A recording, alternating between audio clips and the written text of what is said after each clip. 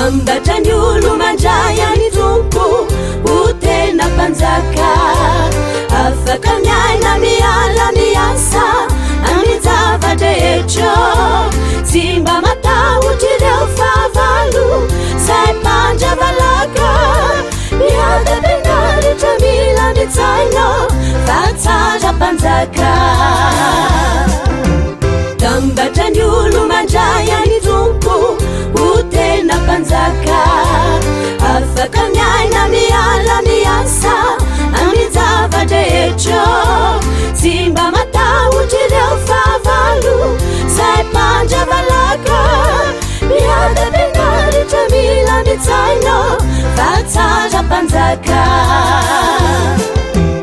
azavalina mitady olo-kafa fa Jeso mpanjaka aza matoky ny mpanjaka hafa fa Jeso mpanjaka fao zazakely izy tefa mpanjaka sy tompony laka anihoaranao de azavalina fa Jeso mpanjaka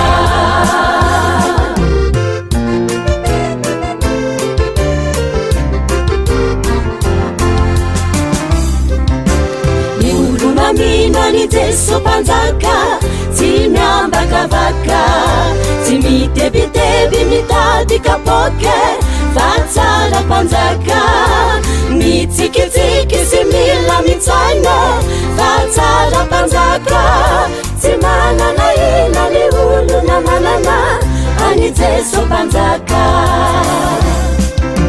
ny olo mamino any Jeso mpanjaka tsy miambakavaka tsy mitebiteby mitady kapoke fa tsara mpanjaka mitsikitsiky sy mila mitsaina fa tsara mpanjaka tsy manana ina ny olo na manana any Jeso mpanjaka azavalina mitady olo-kafa fa Jeso mpanjaka aza matoky ny mpanjaka hafa fa Jeso mpanjaka fao zazakely izy tefa mpanjaka sy tompony laka anihoaranao de azavalina fa Jeso mpanjaka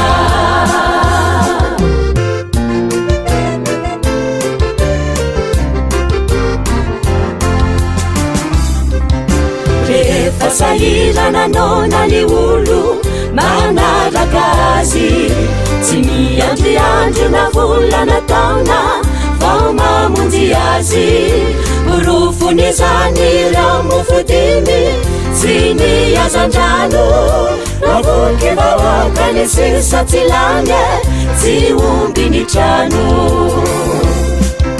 rehefa sahirana nona ny olo manaraka azy tsy miandriandro na volana taona vao mamonjy azy orofony zany ireo mofodimy sy ny azandrano avoky vahoaka ny sisa tsy lany tsy omby ny trano azavalina mitady olo-kafa fa Jeso mpanjaka aza matoky ny mpanjaka hafa fa Jeso mpanjaka fao zazakely izy tefa mpanjaka sy tompony laka anihoaranao de azavalina fa Jeso mpanjaka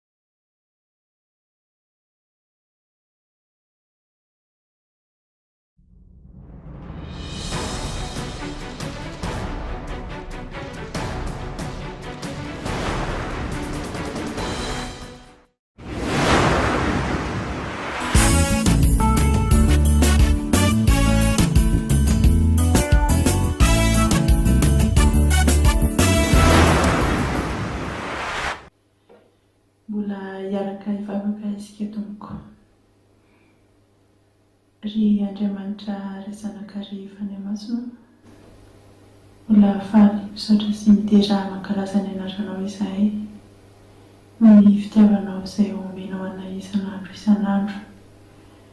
Misaotra izahay satria na dia mpanota tahaka ny tsaka izy izahay, na dia nanao izay nampalahelo izahay zanakao, dia mbola omenao tompon'andro iainana ka tsy matitratry ny neny izahay fa mbola velona hatrapamonjena indray ka omenao izao fotoana izao ahafahanay mihaino ny teninao. Ny angatanay aminao ry Andriamanitra ary zanaka ary fanahy masina dia ny ampitoerinao anay mandrakariva ao anatin'ny fanjakanao ary ny hanomezanao anay ny famondram-po sy ny famelan-keloka isan'andro isam-potoana mba olo-baovao mandrakariva izahay ao anatin'izany fanjakanao izany.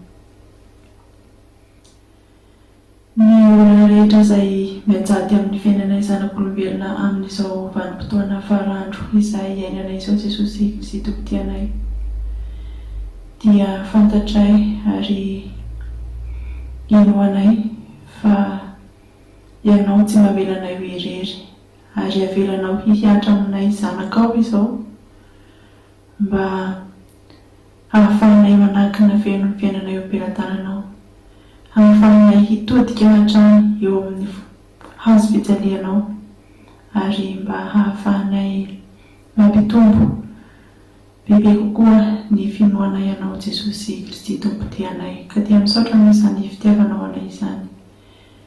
Mangataka aminao izahay mba ampitoetra ato anatin'ny fonay tsirairay avy ny fitiavana izay fanomenao anay mba ahafahanay mizara izany fitiavana izany amin'ireo mpiara-belona aminay na eo amin'izay rehetra izay misy anay.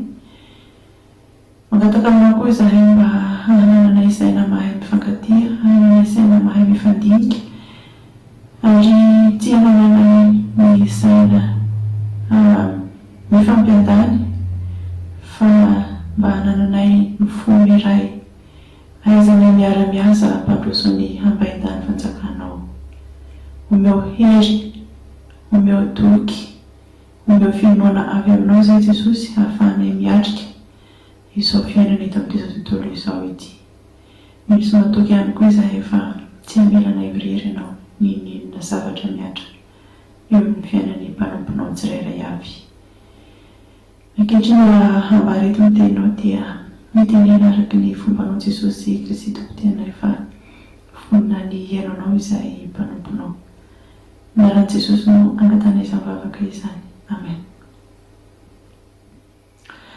Voalohany indrindra dia faly miara-aba antsika rehetra amin'ny alalan'i Jesosy Kristy Tompo.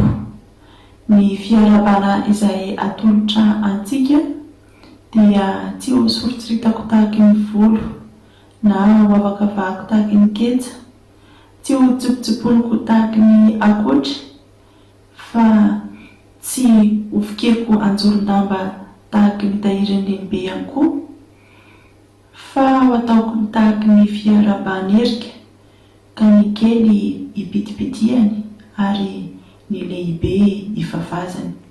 Koa dia miarahaba antsika rehetra tsy ankanavaka tratra izao fotoana izao. Manaraka izany dia miarahaba ny zanaky ny fiangonana Loterana Malagasy tratra izao fa 10 taona niorinan'ny fikambanana izao. Irery isika ka mba ho tahaka an'izany hoe omby miraokahatra izany hoe ka izay takatry ny tady ihany no anaranam-po ka hiara-iondrika oman-tantely isika hiara-hitraka ondronono ka dia ho tratry ny 10 taona manaraka indray. Tsy ny kely indrindra fa fisaorana anareo izay mpandrindra sy mpandahatra izao fankarazana ny 10 taona izao. Mankasitraka noho ny fanomezanareo anjaran'ny tenako amin'izao fankalazana ny 10 taonany Saint FLM izao.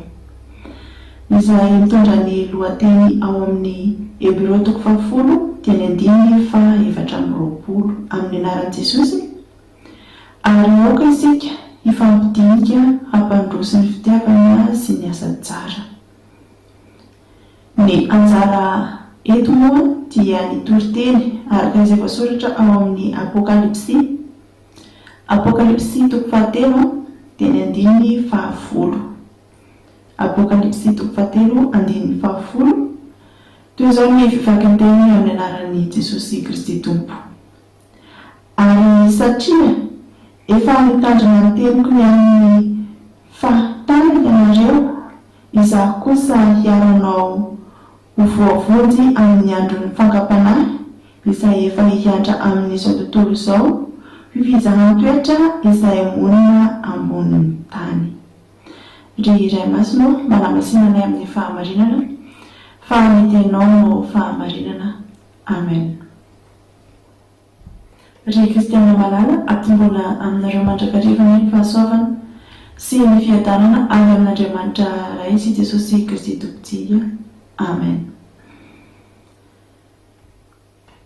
Miaina ao anatin'ny fahantrana lalina sy ny fahantrana izay manitsokitsoka itsika vahoaka malagasy ankehitriny. Mitaintaina, mifangono ary mifangotika tokoa ireo firenendehibe maro samihafa eran'izao tontolo izao amin'izao vanim-potoana iainantsika izao.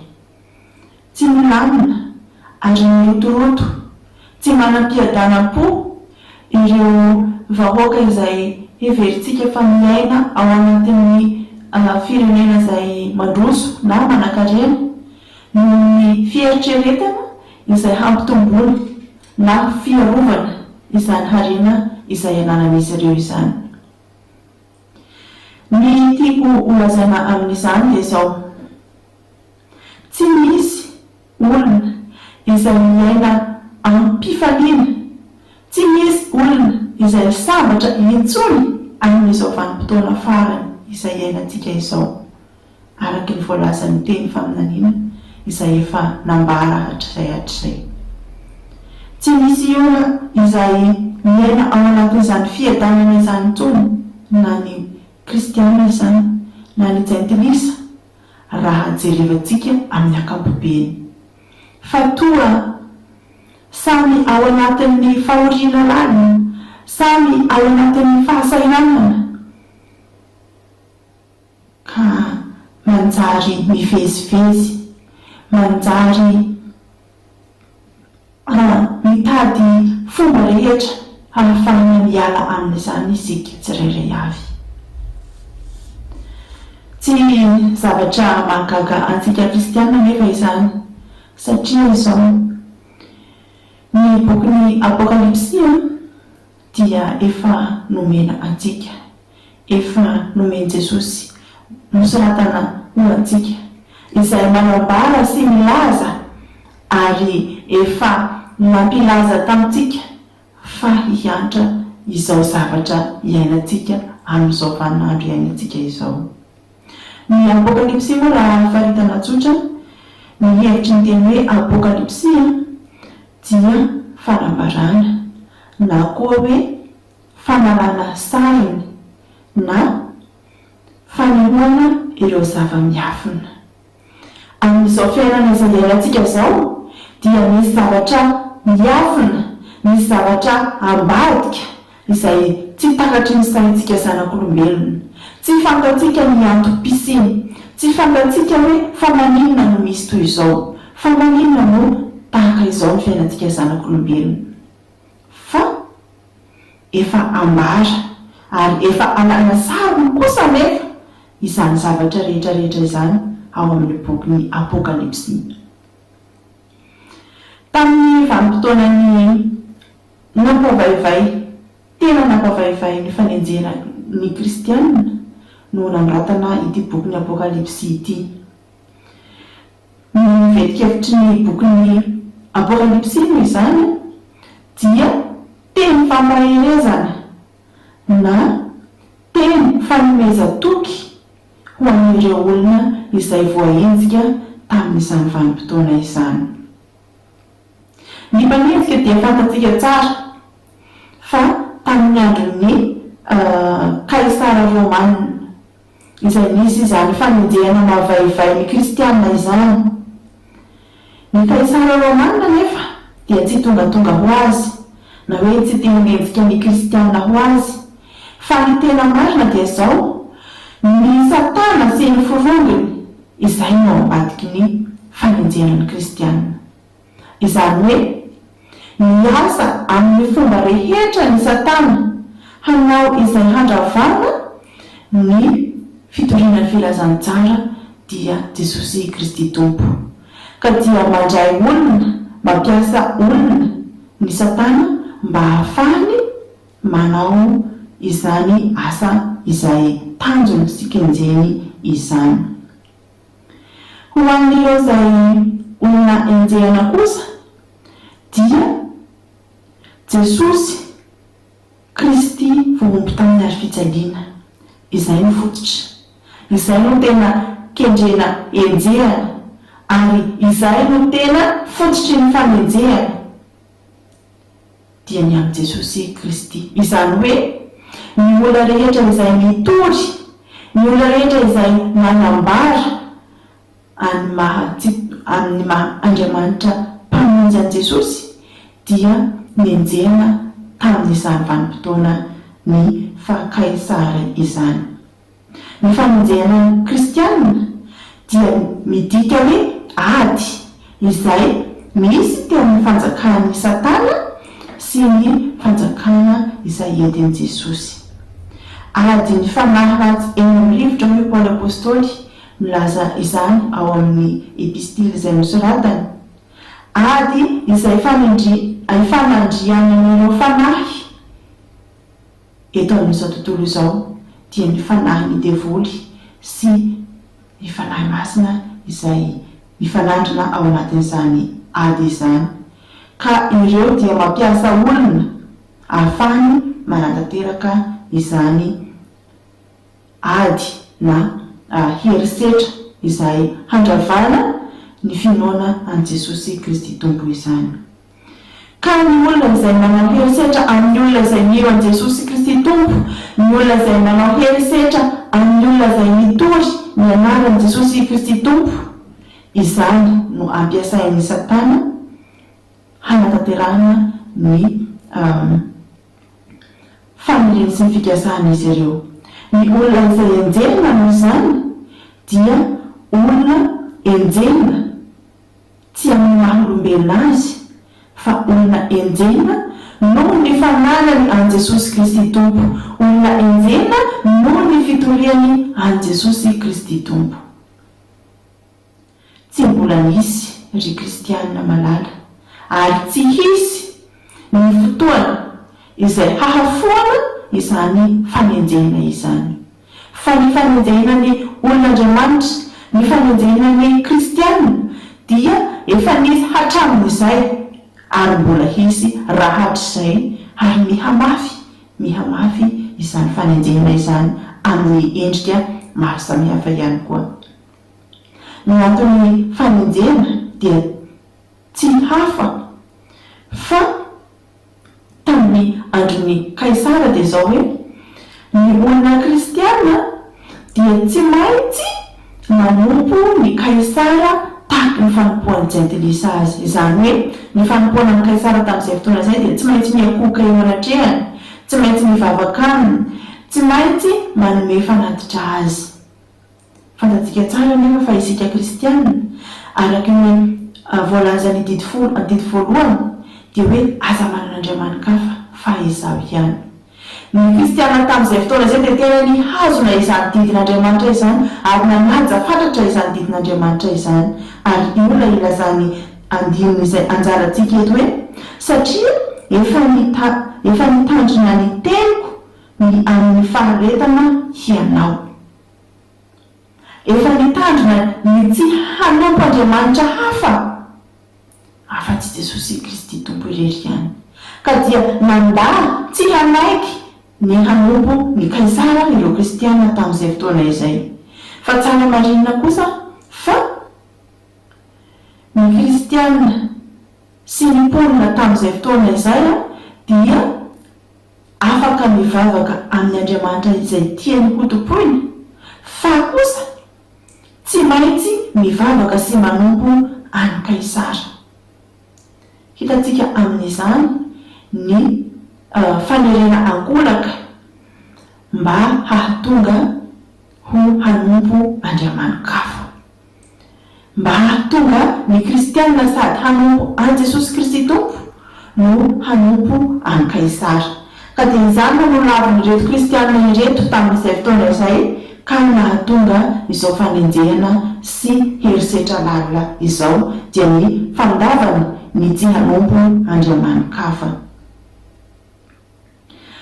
Raha hijery manokana mahakasika ny fanompoana an'i Kaisara isika dia mandany lera atsika izany fa ny zavatra amehezako azy fotsiny dia ny hoe ny fanompoana an'i Kaisara sy ny fanompoana an'i Jesosy Kristy Tompo tamin'izay fotoana izay dia zavatra mifanohitra amin'ny didin'Andriamanitra. Tsy misy hafa izany isika ankehitriny. Mety hoe tsy misy zavatra maniry antsika mivantana handeha ho any amin'ny omby azy na hanompo tapakazo, fa mety misy ireo izay Andriamanikafo izay tiantsika ho tompointsika ataontsika ambony bebe kokoa mihoatra an Jesosy Kristy Tompo. Ry kristianina malala, iaraha mahita ary iaraha mahafantatra fa ny aina ao anatin'ny fahasairana amin'ny lafiny maro samihafa isika. Ary io tsy mifidy na kristianina ianao na tsy kristianina ianao, dia raha mahita fa misy izany zavatra izany. Tafalatsaka tanteraka ao anatin'ny ady isika, miditra tanteraka ao anatin'ny ady isika, dia araka ny efa lazaina teo aloha hoe tsy mahagaga izany fa zavatra efa nambara ny famiteny ny faminaniana fa tsy maintsy hisy ary tsy maintsy ho avy. Ny tsy fisian'asa, tsy fisiam-bola, ny tsy fahasalamana isan-karazana, ny aretina samihafa izay mamely ny zanak'olombelona, ny adilany politika, ny tsy fandriam-pahalemana etsy sy aroa, manjaka ny kolikoly, izany rehetra izany dia marika milaza fa andro farany izao, araky ny voalazan'ny tenin'ny fanambarana izay efa nomena antsika rahatr'izay hatr'izay.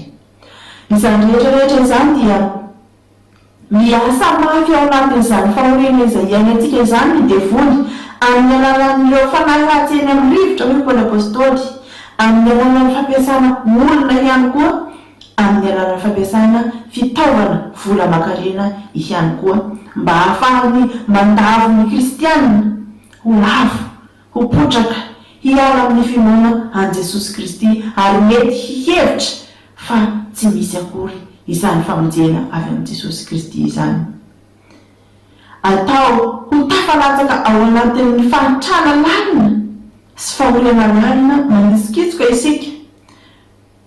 Ny tanjon'i Jesosy amin'izany dia izao, tsy hoe izy tia hampijaly antsika, tsy hoe Jesosy faly mahita ny zanany ory eto amin'izao tontolo izao, fa ny antony dia izao, ny hahatonga antsika hino sy hatoky fa misy ilay Andriamanitra izay tompontsika, mahatonga antsika hino sy hatoky ary hanaiky fa Andriamanitra irery ihany no hitoky antsika. Izy irery ihany no afaka manafaka antsika amin'ny zavatra rehetra izay manahirana antsika. Izy irery ihany no afaka mamonjy antsika amin'ny ireo olana maro samihafa izay hiantadia eo amin'ny fiainantsika. Moa ve raha nataon'Andriamanitra ho tonga lafatra ny fiainanao? Moa ve raha nataony Andriamanitra tsy misy izay tsy mampahory anao? Moa ve raha nomen'Andriamanitra anao daholo zavatra rehetra izay ilainao amin'izao fiainana izao? Moa ve raha nataon'Andriamanitra miadana tanteraka ianao eo amin'ny fiainanao? Moa ve nahatsiaro Jesosy ve ianao? Raha izany ny fiainana iainanao ankehitriny. Ny fangam-panahy araka ny voalaza eto amin'ny takitazay anjarantsika dia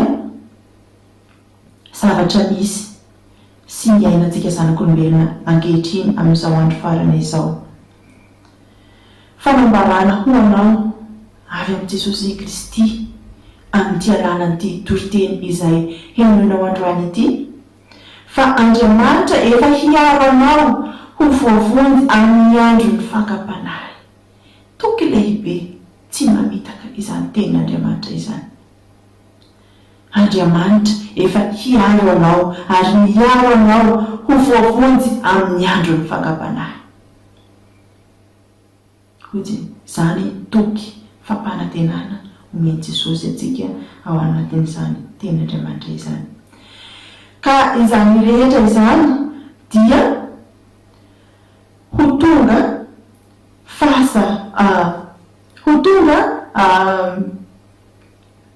fizahan-toetra ho antsika kristianina. Matetika isika no toa manome tsiny an Jesosy Kristy Tompo indraindray rehefa tafalatsaka tanteraka ao anatin'ny fahasairanana, dia mametra-panontaniana hoe misy ihany ve izany Jesosy izany? Ny fizahan-toetra antsika kristianina dia mba hampiorina antsika sy hamafy bebe kokoa ny finoantsika an Jesosy Kristy Tompo, ary mba ahafahantsika miankina tanteraka amin'izany Jesosy Kristy Tompo izany. Noho izany na dia miaina ao anatin'ny fangilifirenana fantatraza isika, na dia ao anatin'ny alahelo, ao anatin'ny fahasairanana, isika dia efa mahafantatra, isika dia efa mahalala fa efa omen'Andriamanitra fanambarana sy toky, ary omen'Andriamanitra fampanantenana fa efa hombantsika izy, miaraka amintsika izy ao anatin'izany fanenjehana, ao anatin'izany fizahan-toetra, ao anatin'izany fakapanahy izany. Matetika ny fanenjehana dia avelan'Andriamanitra hiseho amin'ny fiainantsika kristianina indrindra. Andriamanitra tsy toa no tompoitsika.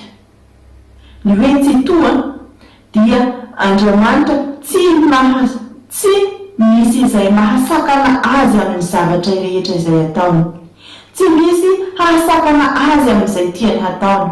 Tsy misy afaka hibaiko azy ihany koa amin'ny zavatra izay tokony hataony. Izany no mahatsy toa azy.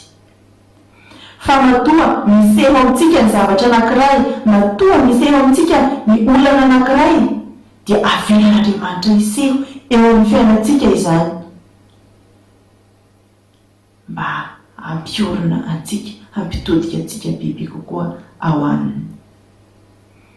Ny olona enjehina matetika, ary misy ihany koa indraindray no milaza fa malemy, resy ny fakapanahy, resy ny fanenjehana, resy ny adi-piainana, ka dia manome tsiny hoe aiza ny tompoko, aiza Jesosy ilay tompoako, toa resy anady izaho ity, malemy, resy ny tompoko.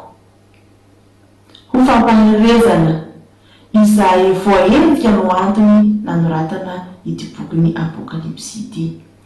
Ka ilazana eto amintsika androany hoe izaho kosa hiaro anao amin'ny andro fakapanahy. Izany hoe hiaro antsika amin'ny andro fakapanahy izay ataony devoly amintsika, ka hizahan-toetra antsika raha tena olon'Andriamanitra marina isika. Ny tsara ho marina amintsika fa matetika afangarontsika ny teny hoe fakapanahy sy ny hoe fizahan-toetra. Ary tena matetika mampisavorovoro ny fisainantsika kristianina izany hoe fakapanahy Jesosy zao atrehako izao, sa fizahanao toetra avy izao zavatra miseho amin'ny fiainako izao. Ny fakapanahy dia zavatra iray izay ataony devoly mba tsy hinoanao ny fisian'Andriamanitra. Zavatra ataony devoly mba hahatonga olona anankiray hiala amin'Andriamanitra. Fa ny fizahan-toetra kosa dia zavatra avelan'Andriamanitra hitranga eo amin'ny fiainantsika zanak'olombelona, hahatonga anao hiorona amin'ny finoana bebe kokoa an' Jesosy, ary hahatonga anao tsy hanalavitra azy, ary hahatonga anao hamakina fiainanao an' Jesosy Kristy Tompo. Matetika sarotra amintsika ny manavaka fangam-panahy sa fizahan-toetra izao iainantsika izao. Fa ny ten'Andriamanitra dia mazava tsara eto androany hoe izaho kosa hiaro anao, izaho kosa hiaro anao ho voavonjy amin'ny andron'ny fangam-panahy izay efa hihiatra amin'izao tontolo izao ho fizahan-toetra izay monina ambonin'ny tany. Ny fanontaniana mipetraka ao anatin'ny saintsika matetika dia ny hoe mampanantena anao ve Jesosy fa hanesitra sy hamoaka anao ao anatin'izany fangam-panahy sy fizahan-toetra izany. Mampanantena anao ve izy fa hanaisitra anao ary hamoaka anao hiala ao anatin'izany, sa mihazona anao ve Jesosy ka miaraka mandeha aminao ao anatin'ny fizahan-toetra sy ny fangam-panahy izay iainanao.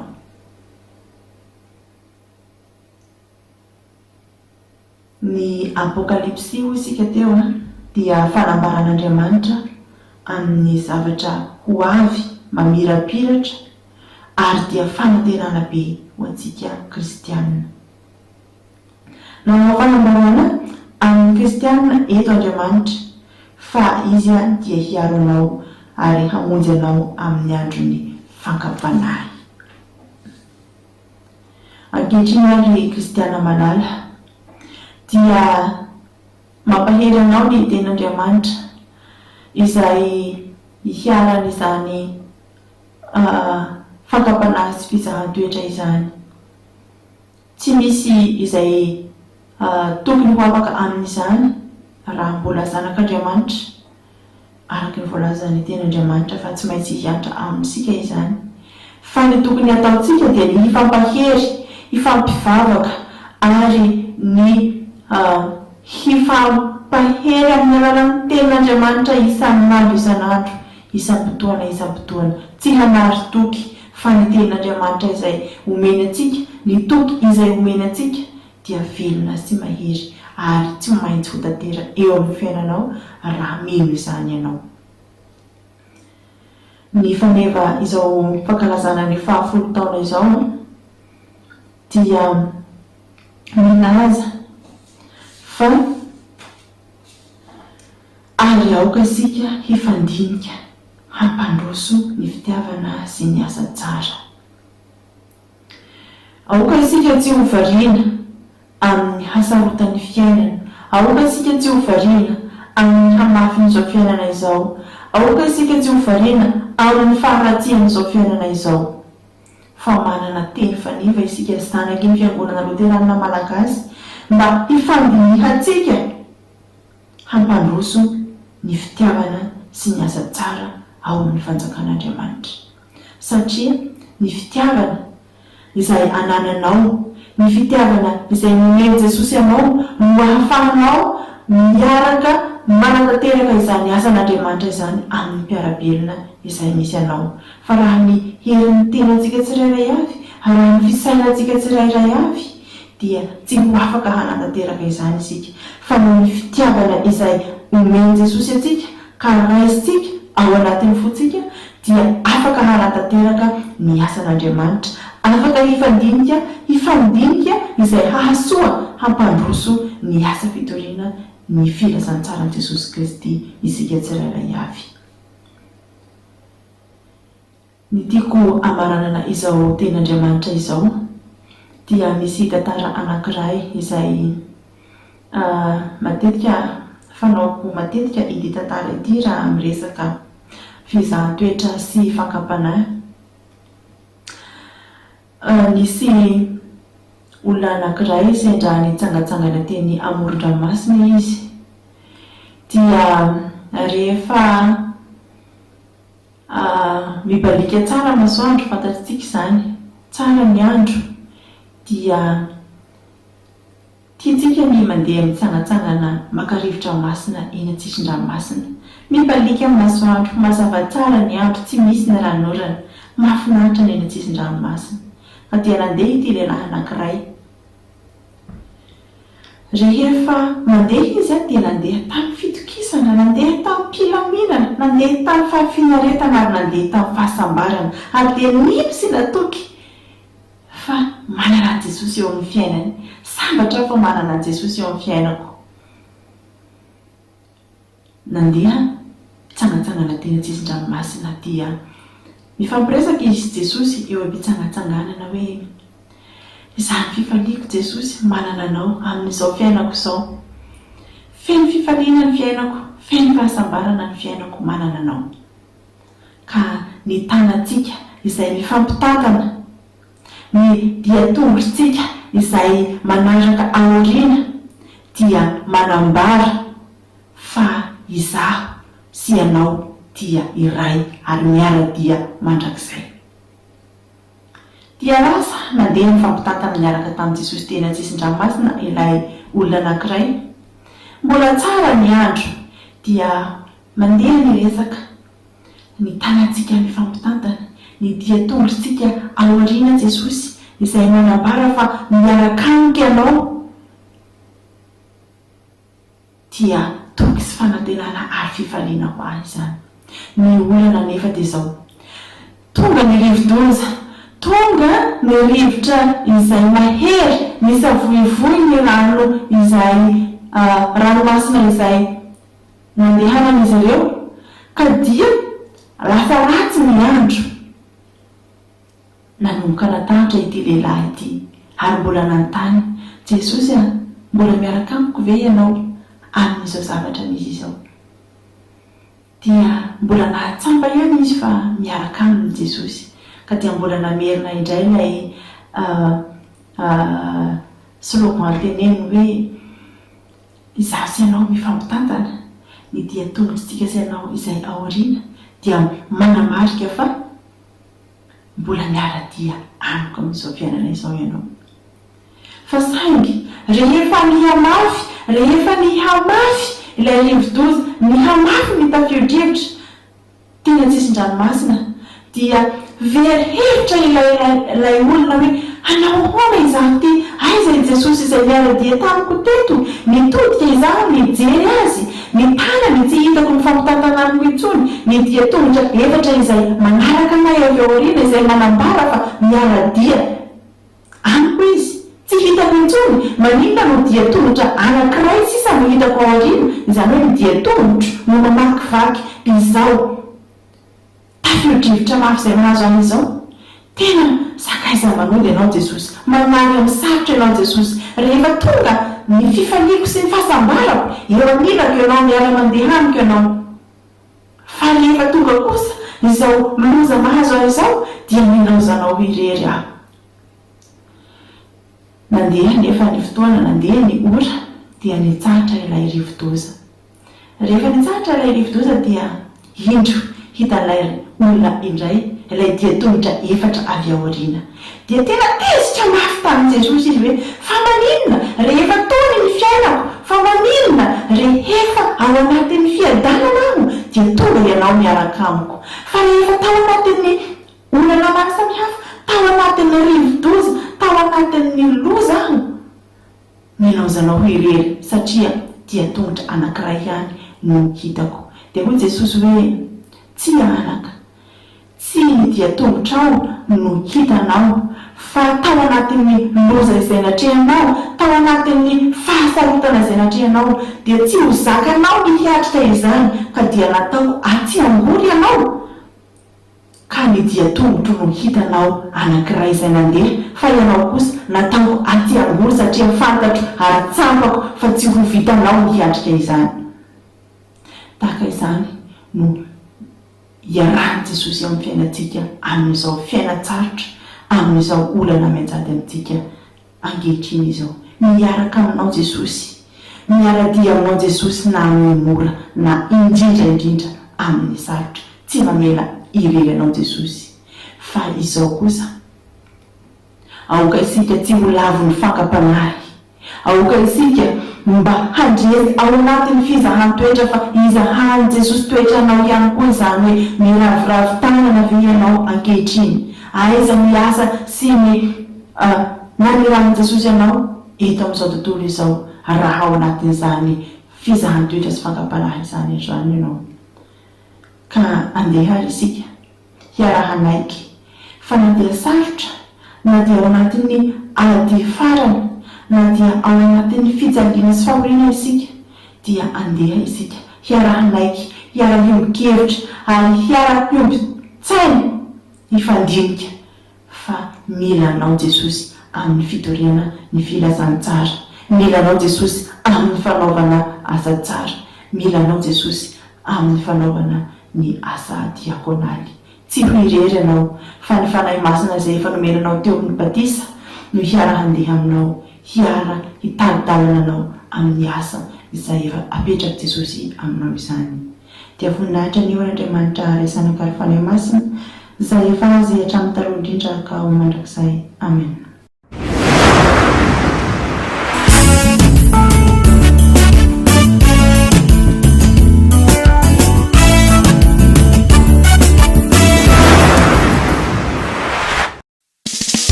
Come on.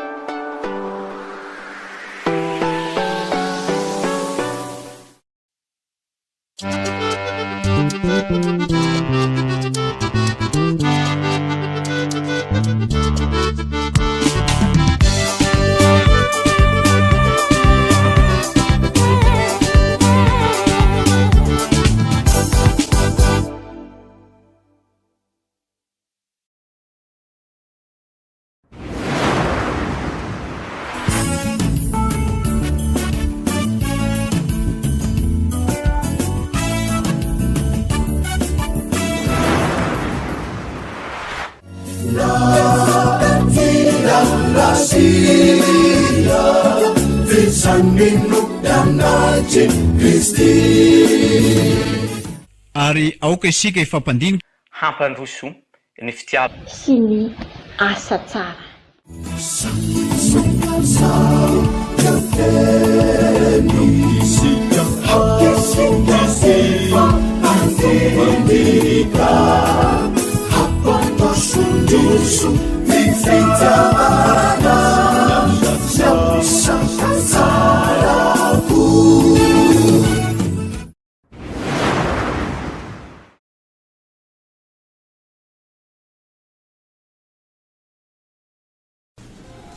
ZFLM full town mari-patserovana t-shirt polo suite capuche amin'ny endriny sy loko maro samihafa alefaso ny komandinao ao Antananarivo ao Fianaratsoa ao Ambatondrazaka ary ao Mahajanga.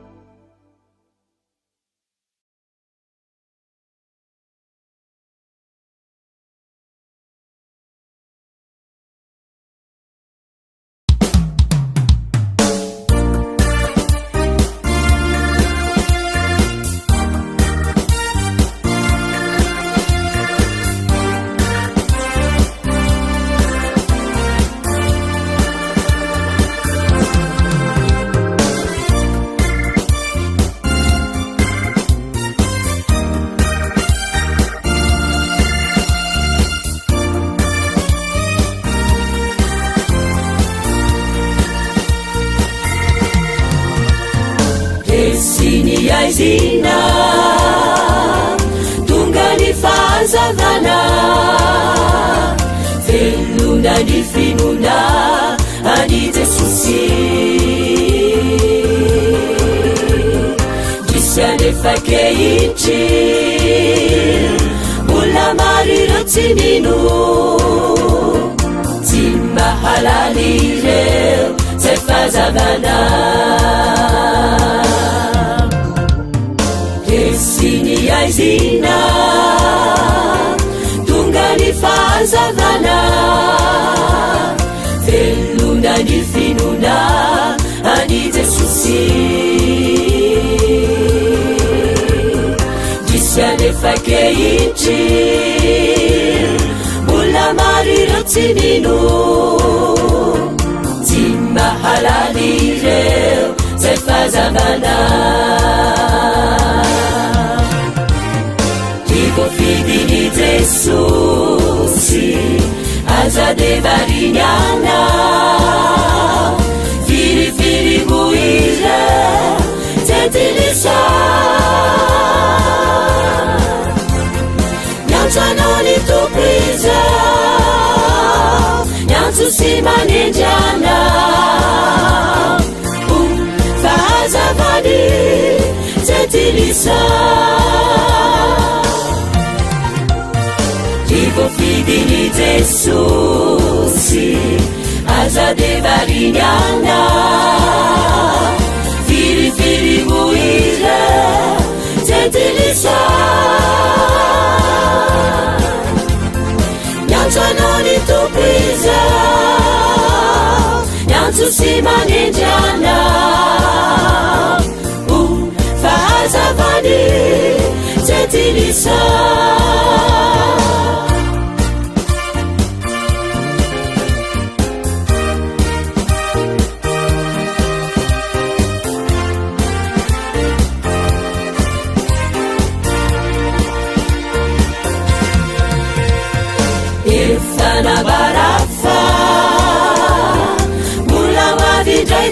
Jesosy itsaratsika ety andray ny olony efa penakaiky izy izao zany famantarany ka mitandrema ianao sa tsy fantany efa nambarafa mbola mavindray Jesosy itsaratsika ety andray ny olony efa penakaiky izy izao zany famantarany ka mitandrema ianao sa tsy fantany tivofidiny Jesosy azade variny anao firifiri moire zetilisa niantsanao ny tompiza niantso sy manendrana fahazavany zetilisa tivofidiny Jesosy azade variny anao firifiri moire zetilisa niantsanao ny tompiza niantso sy manendrana fahazavany zetilisa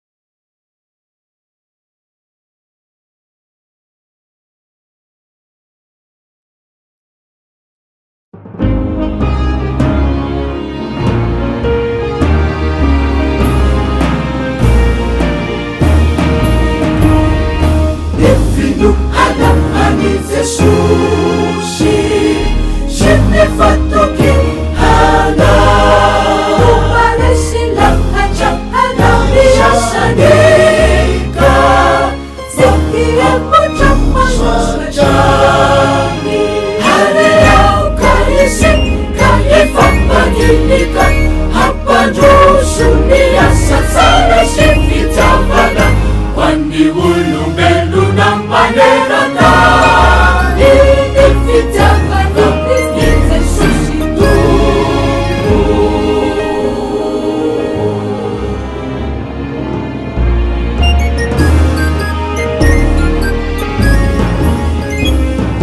Nifitavani lumapaeri Hamnedasizan hata Natahitu susenjana Izurajani Unanamelanjanyayaragani Hariao kaisip Kaifapagilikan Hapadrosu Niasasana Sifitavana Wandi ulung belu ng manerata Inifitavana Nifite susitu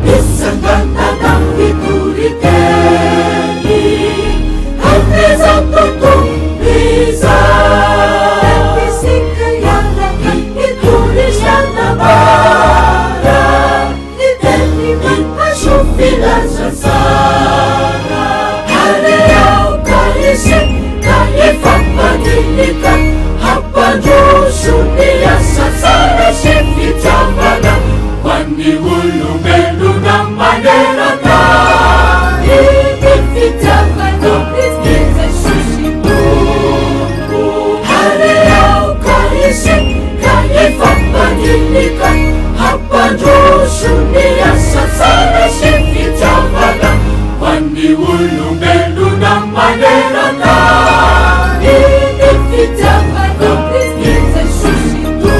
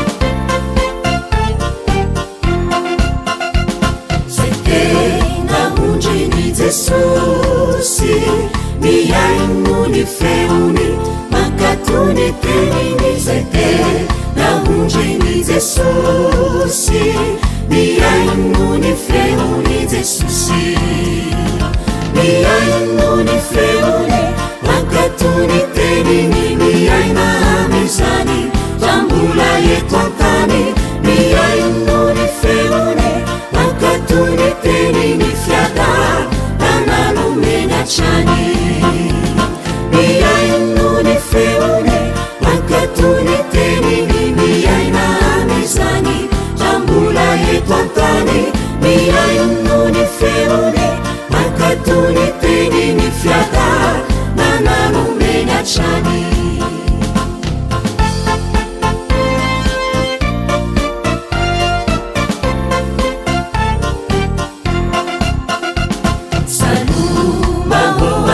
isika iaino ny feony ankatony teniny salo mahoande isika iaino ny feony jesosy miaino ny feony ankatony teniny miaina amizany jambola eto antany miaino ny feony ankatony teniny fiada nananomenatrany miaino ny feony makatony teniny miaina amizany jambola eto antany miaino ny feony makatony teniny fiada nananomenatrany